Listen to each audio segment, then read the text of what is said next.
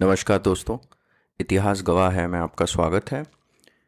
आज हम इस सीरीज़ का फाइनल एपिसोड डिस्कस करने जा रहे हैं। दिस इज़ एपिसोड नंबर 45 और आज हम डिस्कस करेंगे foreign policy as a part of post independence India का डिस्कशन। हमने कुछ पिछले 3 या 4 एपिसोड में जितने भी पोस्ट इंडिपेंडेंस चैलेंजेस थे उनको थोड़ा डिटेल में डिस्कस किया। हमने हमारी economic policy in the first 15 years discuss करी। हमने रेफ्यूजी क्राइसिस डिस्कस किया, एक्सेशन और उसके कारण होने वाली प्रॉब्लम, कॉन्स्टिट्यूशन में चेंजेस, भाषाई विवाद और कैसे प्रोविंसेस को उससे बनाया गया, and then how did we account for the plurality of our nation. So ये सारी चीज़ें हमने पोस्ट इंडिपेंडेंस इंडिया में डिस्कस करी। आज के एपिसोड में हम finally foreign policy of India discuss करेंगे और यहीं पर मॉडर्न इंडिया की जो हमने सीरीज शुरू की थी वो समाप्त हो जाएगी। सबसे इम्पॉर्टेंट बात हमें फिर से यही समझना है, मॉडर्न इंडिया में ये जो लास्ट के कुछ एपिसोड्स हैं ये कुछ मुझे लगता है कि ज़्यादा महत्व रखते हैं, ज़्यादा वेटेज रखते हैं। इन्हें अगर आप ढंग से सुनेंगे तो होपफुली एक फाउंडेशन सेट होगा। हमें ये समझना बहुत ज़रूरी है कि 20-30 मिनट में इंडिया की फॉरेन पॉलिसी कोई भी डिस्कस नहीं कर सकता। It is an extremely comprehensive topic जिस पे एक बहुत मतलब विशेषज्ञों की ज़रूरत है, right? You need expertise and experts there. तो and I am definitely not positioning myself as an expert here. तो हम यहाँ पर कोशिश यही कर रहे हैं कि हमें एक अच्छा कॉन्टेक्स्ट मिल जाए, एक अच्छा फाउंडेशन मिल जाए जिससे हमें and so that we can take our natural curiosity and find more about India's foreign policy. So what were the influences on India's foreign policy, right? And उसमें सबसे पहले हमको ये समझना है कि ये जो भूभाग है भारत का जो भूभाग है, और जब मैं भारत का भूभाग कह रहा हूं तो मैं सिर्फ आज जो इंडिया का जोग्राफिकल मैप है उसको नहीं कह रहा, मैं अफगानिस्तान से लेकर म्यांमार तक, राइट, इंक्लूडिंग बांग्लादेश, नेपाल, ये वाला जो भूभाग है ये बहुत पुराना है और यहाँ पर बहुत सारी इस तरीके की परंपराएं प्रचलित हुई हैं जिनसे भी हमें इंस्पिरेशन मिली है। फॉर एग्जाम्पल, जो चाणक्य का अर्थशास्त्र था, पहले ऐसा माना जाता था कि माकियावेली जो है वो मॉडर्न पॉलिटिक्स के फादर ऑफ मॉडर्न पॉलिटिक्स और इस टाइप का जो एक बात कही जाती थी। जब अर्थशास्त्र डिस्कवर हुआ और क्या अर्थशास्त्र में लिखा हुआ है जब ये पता चला तो समझ में आया कि चाणक्य ने कुछ 2000 साल पहले ही ये सब बातें इस तरीके से कह दी थी। तो उसका भी एक इम्पैक्ट हमारी फॉरेन पॉलिसी पे हमेशा रहेगा। दूसरा, बौद्ध विचार पे आधारित जो धम्म नीति थी, राइट, जिसमें कंपैशन, जिसमें फ्रेंडलीनेस, जिसमें कोऑपरेशन बिटवीन द नेबर्स, ये वाली जो एक बात होती है वो भी हमारे, आप देखेंगे, विदेश नीति का हमेशा एक हिस्सा रही है। कोई भी पॉलिटिकल पावर रहे, कोई भी सरकार रहे, उन्होंने इन नीतियों पर इस तरीके से विचार किया है। फिर दूसरा इन्फ्लुएंस क्या था? ब्रिटिश विरासत, ऑफ कोर्स कॉलोनियल हेरिटेज जो है उसका इम्पैक्ट तो होना ही है। और एक जो नीति हमने समझा था, एक जो पॉलिसी ब्रिटिश ने अपनाई थी अपने टाइम पे, वो क्या थी? बफर क्षेत्र का निर्माण करना, to build a buffer region which can protect Britain from any outside power. अब ब्रिटेन का मतलब क्या था? यहां पर इंडिया ब्रिटेन के लिए एक सबसे बड़ा और इंपॉर्टेंट कॉलोनी बन गया था। तो उनकी जो विदेश नीति होती थी वो बहुत सारी इसी को ही ध्यान में रख के बनाई जाती थी कि इंडिया को प्रोटेक्ट कैसे करना है।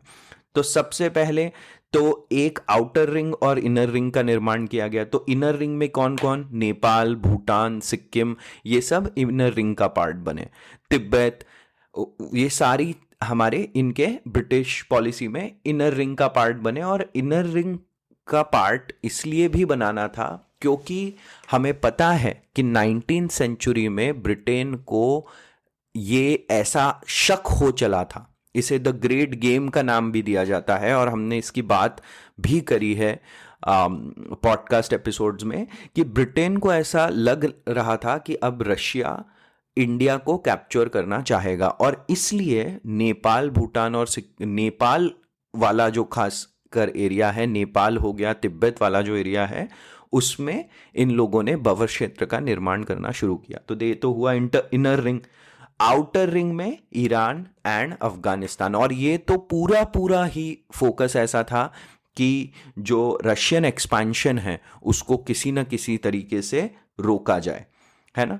तो इसलिए फिर क्या करा, ब्रिटेन ने अपनी इस पॉलिसी के तहत बहुत इन्वॉल्वमेंट लाकर इंटरनेशनल बॉर्डर्स बनाना शुरू करी, स्पेशली इन दो रीजन्स के आसपास, to secure their interest against Russia's. तो सबसे पहले 1893 में डूरंड लाइन बनाई गई, और डूरंड लाइन क्या थी कि अफगानिस्तान से जो रशिया के रास्ते जो रशिया का एक्सपांशन हो रहा था उसको रोकने का तो नहीं, मतलब उसमें एक एक इंटरनेशनल क्लॉज बन जाए, क्योंकि एक बार आपने इंटरनेशनल बॉर्डर बना दी तो फिर वो एक सिक्योर सा इशू हो जाता है, राइट। और हमने यह भी देखा था कि अफगानिस्तान पे ब्रिटेन ने कब्जा करने की 2 बार कोशिश करी और दोनों बार हारे, है ना। 2 बार कोशिश करी, दोनों बार हारे, और फिर बीच में एक बार पॉलिसी ऑफ मास्टरली इनएक्टिविटी भी अपनाई। मास्टरली इनएक्टिविटी मतलब हम ध्यान रखेंगे पर हम इनएक्टिव रहेंगे, पर उससे कुछ ज्यादा हुआ नहीं, एंड इसलिए अल्टीमेटली 1893 में उन्होंने एक डूरंड लाइन बनवा के अपनी सीमाओं को अफगानिस्तान के साथ सुरक्षित कर लिया। तो पहले तो अफगानिस्तान के साथ किया, फिर 1895 में when Russia reached Pamir mountains, तो Britain interfered and created a Russia Afghan border as well. तो जैसे ही वो बॉर्डर बन गई उसके बाद ब्रिटेन थोड़ा निश्चिंत हो गया, तो उसका भी आप देखेंगे कुछ इम्पैक्ट हम पर आता है। फिर मैकमोहन लाइन इन तिब्बत। तो क्या हुआ कि 1911-12 में चाइना में कोमिंगताल दल ने जो वहाँ की मतलब जो प्रिंसली और जो किंग थे, है ना, जो डायनेस्टी थी, उसको उखाड़ फेंका। और फिर जब कोमिंगताल दल ने ये किया तो 1912 में तिब्बत ने स्वतंत्रता की घोषणा कर दी। Tibet announced its independence. और 1914 में तिब्बत से बातें करके British established a McMahon line between India and Tibet. तो ये सारी लाइंस बनाने का काम ब्रिटिश ने किया, इंटरनेशनल बॉर्डर्स बिल्ड करने का अराउंड इंडिया, ये काम ब्रिटिश ने किया, और ये हमें उन्हीं की विरासत में मिला। और इसी पे अब थोड़ा सा और एक्सपैंड करेंगे तो इंडिया को बेस बनाकर British tried to determine their policy in west, central, south east Asia, है ना। फिर होर्मुज से लेकर मलाक्का, ये वही एरिया है जिसको पोर्टुगीज ने बहुत पहले इस्टाडो दे इंडिया कहा था, उसमें अपने नेवी की रीच बना के रखना। और फिर gulf of Aden, coast of Africa, Zanzibar जैसी जगहों पर सैनिक अड्डों का निर्माण करना, ये सारी चीजें हमें ब्रिटिश परंपरा मतलब वहां से मिली हुई थी अपने फॉरेन पॉलिसी से रिलेटेड। अब हमारे नेशनल मूवमेंट का भी इसमें कुछ ना कुछ योगदान ऐसा रहा कि जैसे जैसे नेशनल मूवमेंट आगे बढ़ते गया, हमने देखा कि लीडर्स बहुत ज़्यादा वोकल होते गए, लीडर्स बहुत ज़्यादा एक्सप्रेसिव होते गए about how India as a country should think about its foreign policy and not completely align with what Britain's interest are, है ना। तो वो भी जब वोकल हुए तो उन्होंने जो ब्रिटेन की अक्रॉस द वर्ल्ड एक अग्रेसिव पॉलिसी थी उसकी निंदा करी, उसकी आलोचना करी during the national movement. During the national movement itself हमने एक इंपीरियलिज्म को अपोज करने वाला रुख भी अपना लिया था। तो यही रीजन है कि जब पोस्ट इंडिपेंडेंस पीरियड आया तो इसलिए एक हमारे मन में हमेशा यूएस, यूके और वेस्टर्न कंट्रीज के लिए लेकर एक शंका रही, और इसलिए हम उनकी तरफ पूरी तरीके से कभी नहीं झुके।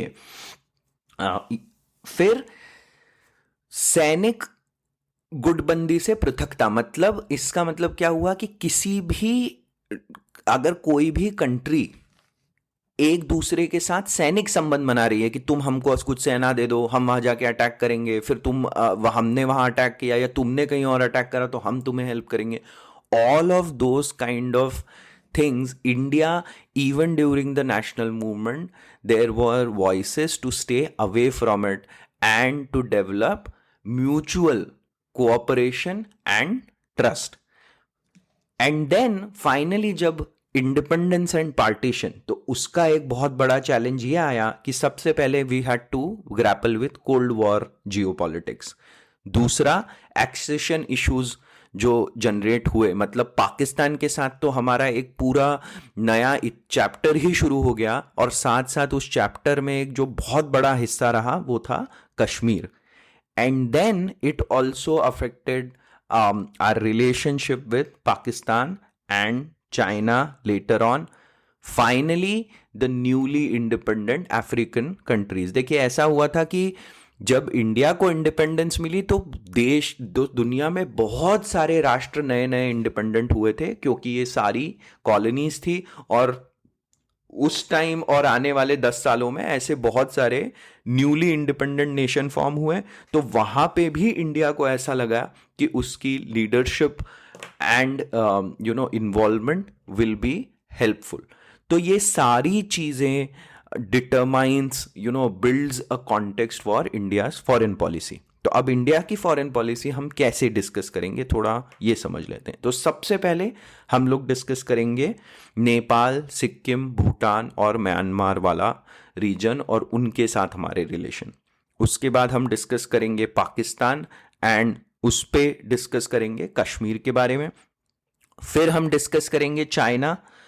Then we will talk about India's relationship with US and USSR। ये उस समय के रिलेशनशिप की बात कर रहे हैं हम, राइट? तो कैसे रहे, what was India's involvement in world affairs, कुछ जहां पर कहीं अलग अलग कंट्रीज में कुछ इश्यूज हो रहे थे उसमें इंडिया का इन्वॉल्वमेंट क्या रहा, कुछ ऐसे मेजर इन्वॉल्वमेंट डिस्कस करेंगे। And then finally we will talk about non aligned movement, और ये क्या था और क्यों था और इसका क्या इम्पैक्ट रहा, ये हम डिस्कस करके आज का एपिसोड समाप्त करेंगे। तो फिर अब आते हैं हम अपने सबसे पहले नेपाल, भूटान और सिक्किम पर, है ना? तो नेपाल, भूटान, सिक्किम के साथ देखिए, नेपाल के साथ 1950 में ही भारत ने मैत्री संबंध स्थापित कर लिए थे। सेम विथ भूटान, 1949 में समझौता हुआ और भूटान ने यह भी कहा कि हमारी फॉरेन पॉलिसी हम आपके विचार विमर्श से बनाएंगे। सिक्किम के साथ भी 1949 में समझौता हुआ और यह हुआ कि आप एक अधीनस्थ देश की तरह स्थापित रहेंगे, मतलब you will belong to India और आप वैसे ही स्थापित रहेंगे। तो ये वाला काम हमारा बहुत ही मतलब क्लियर, स्ट्रेट फॉरवर्ड था। Similarly with countries like Cambodia, Vietnam, Malaysia, India has always had very friendly relationship.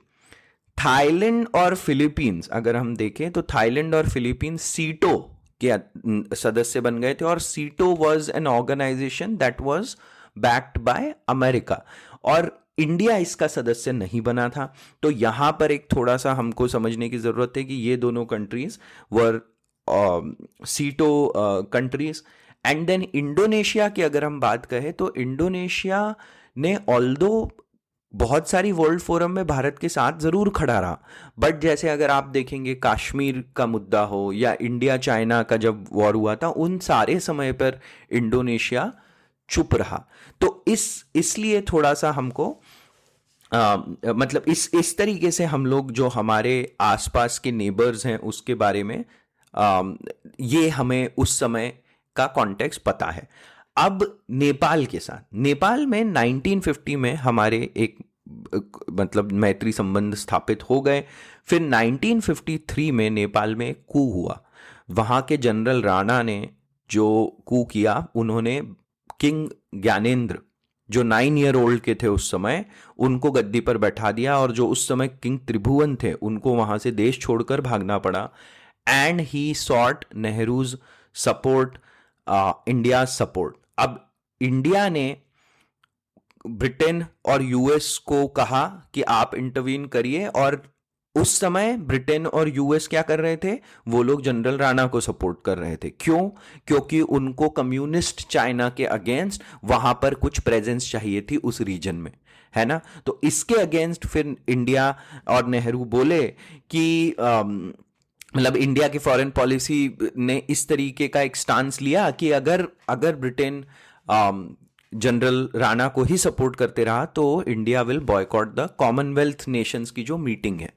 और देखिए उस समय अगर हम कॉमनवेल्थ नेशंस की बात करें तो इंडिया एक बहुत बड़ा पार्टनर था, राइट। तो जब ये बोला गया तो finally US UK agreed to put King Tribhuvan back in power and that is what happened। तो इस तरीके से हम देखते हैं कि ये नेपाल का मुद्दा सुलझा, बट मोस्ट ऑफ, जैसे मैंने कहा, हमारे नेपाल के साथ मैत्री संबंध रहे। अब आते हैं पाकिस्तान पे। देखिए कश्मीर विवाद के बारे में तो बहुत डिस्कशन हम सुन ही चुके होंगे, अलग अलग फोरम्स में, अलग बहुत ही ज़्यादा वेल डिस्कस्ड मुद्दा रहा है। बट इसमें एक जो हमको समझना चाहिए कि 1953 में मोहम्मद अली बोगरा, जो उस समय पाकिस्तान के प्रधानमंत्री थे, उन्होंने और नेहरू ने कुछ बातचीत शुरू करी थी कश्मीर को लेकर, और ऐसा लग रहा था कि शायद कुछ समाधान हो जाए। But at the same time US intervened in these talks and they broke down.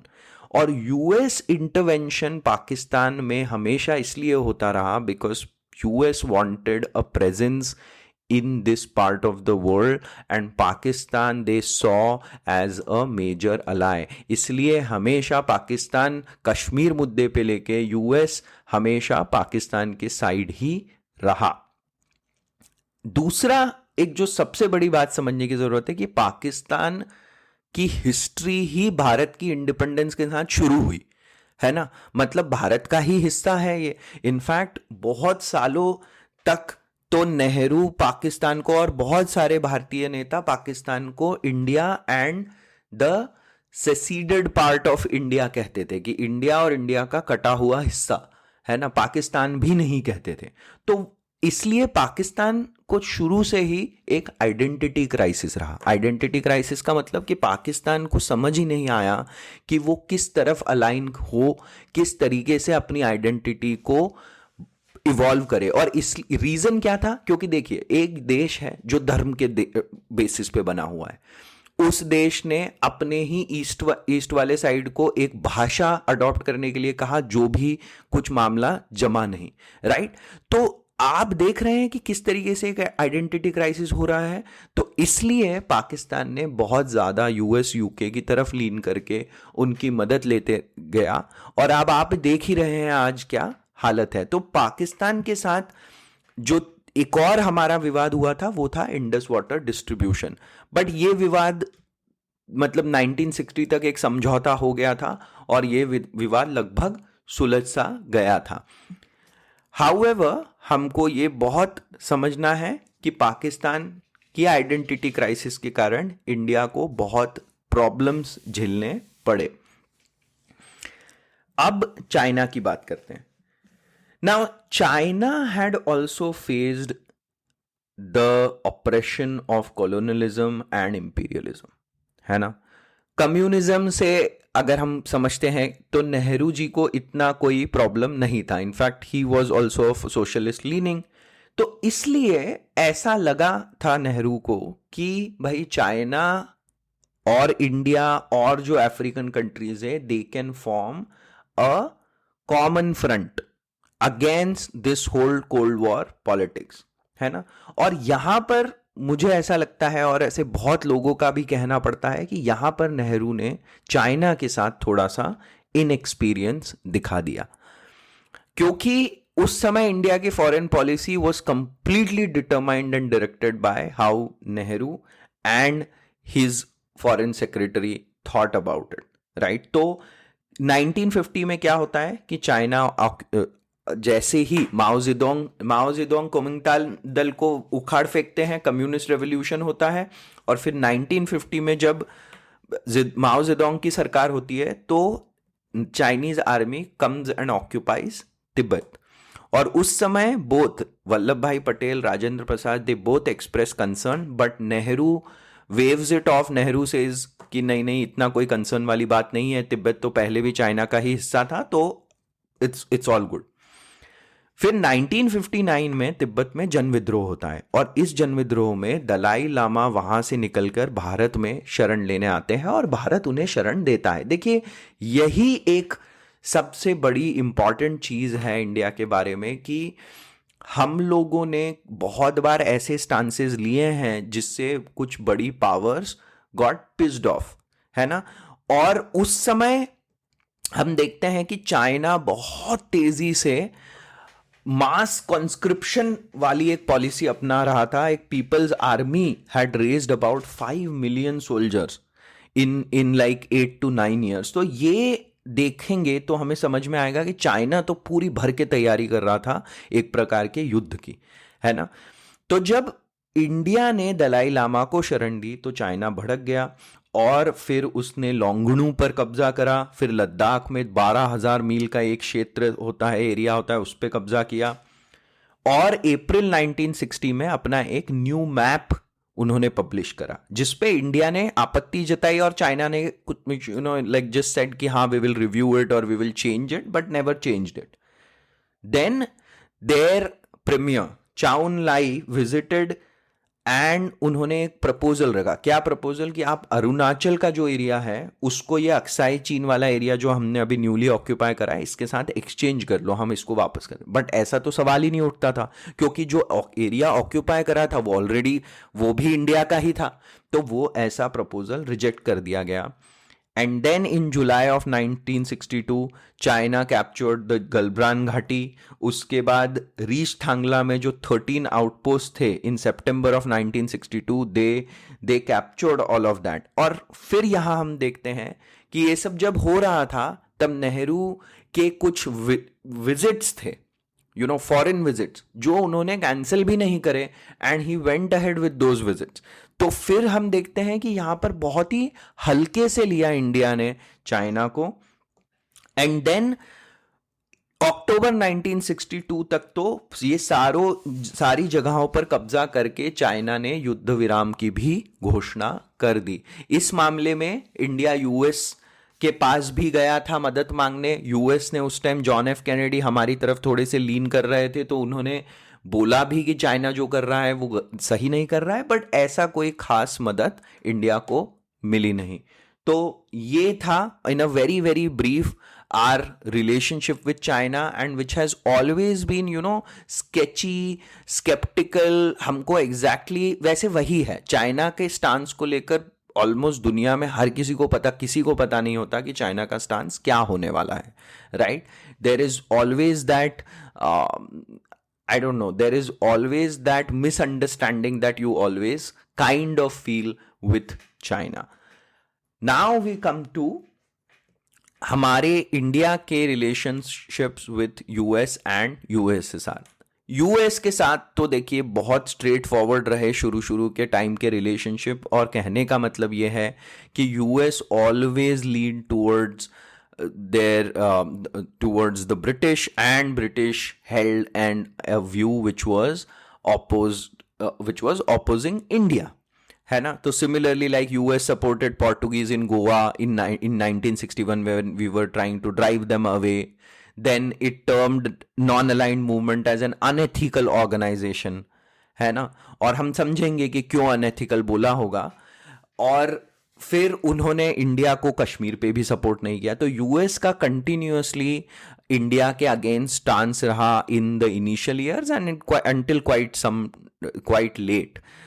What about Soviet Russia? Soviet Russia में ऐसा हुआ कि शुरू में जब India became a part of Commonwealth, तो स्टालिन को लगा कि India is leading towards the capitalist countries, और इस कारण से स्टालिन कहते हैं इंडिया से तो बहुत खफा रहे शुरू में।